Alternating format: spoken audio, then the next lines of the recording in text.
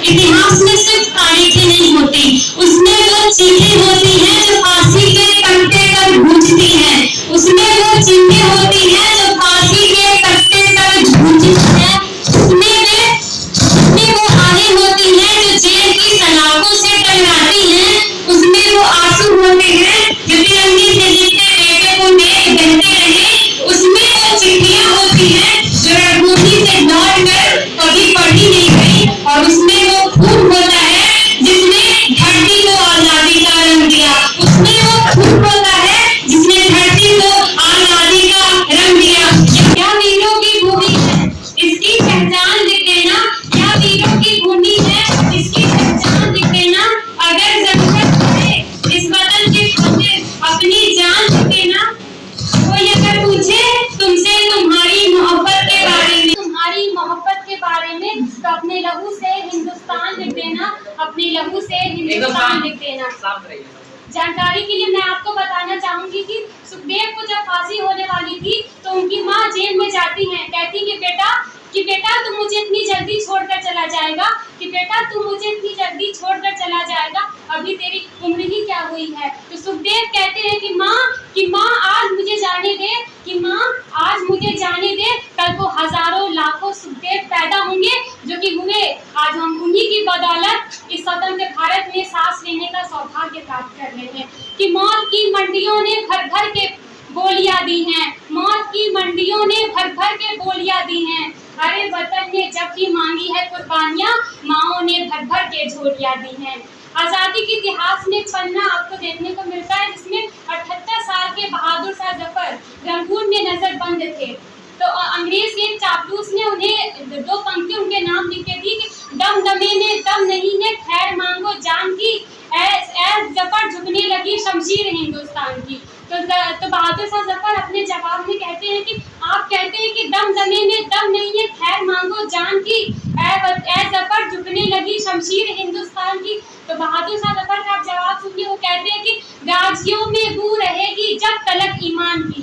गाजियों में बू का मतलब एक वीर योद्धा जो जिसकी खुशबू हमेशा बनी रहती है, कि गाजियों में बू रहेगी जब तलक ईमान की, तख्ते लंदन तक चलेगी तेग हिंदुस्तान की, तख्ते लंदन तक चलेगी तेग हिंदुस्तान की।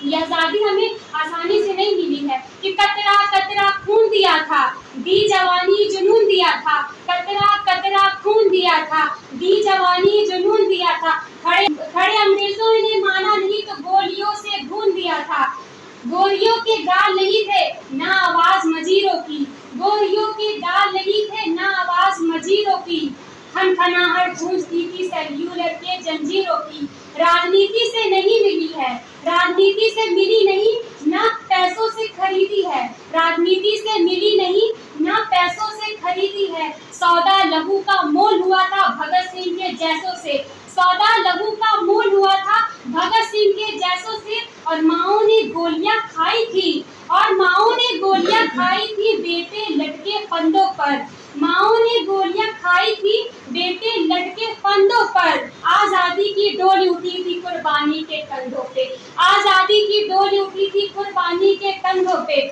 1924 में भगत सिंह की थी, तो उनकी माँ कहती है कि बेटा भगत तू अब शादी कर ले, तो भगत सिंह का जवाब आता है कि कहते अपनी माँ से कि माँ दुल्हन मेरी दुल्हन नहीं होगी, कि माँ दुल्हन मेरी दुल्हन नहीं होगी, आजादी मेरी दुल्हन होगी, आजादी मेरी दुल्हन होगी। मेरे जज्बातों से वाकिफ नहीं कलम मेरी, मेरे जज्बातों से वाकिफ नहीं कलम मेरी, मैं इश्क लिखूं तो इनकलाब लिखा जाता है। और अंत में मैं अपनी स्वरचित कविता से भारत के नवनिर्माण का संदेश देना चाहूंगी, जो कि मेरे खुद के शब्द हैं कि आज़ादी यूं ही नहीं मिली, आज़ादी यूं ही नहीं मिली, हम वीरों का कर्ज चुका पाए, सपनों का भारत बना पाए। पर आज भूले हैं कीमत आज़ादी, पर आज भूले हैं कीमत आज़ादी, है ऋणी देश का हर वासी। उन्होंने प्राण देकर देश का नाम किया, उन्होंने प्राण देकर देश का नाम किया, हम कर्तव्यों से देशित करें। उन्होंने प्राण देकर देश का नाम किया, हम कर्तव्यों से देशित करें। हर युवा में क्रांति भर सके, हर युवा में क्रांति भर सके, हर युवा में क्रांति भर सके, भ्रष्टाचारी को जड़ से मिटा सके, मानवता को ऊपर लाकर, मानवता को ऊपर लाकर भारत की उन्नति कर सके।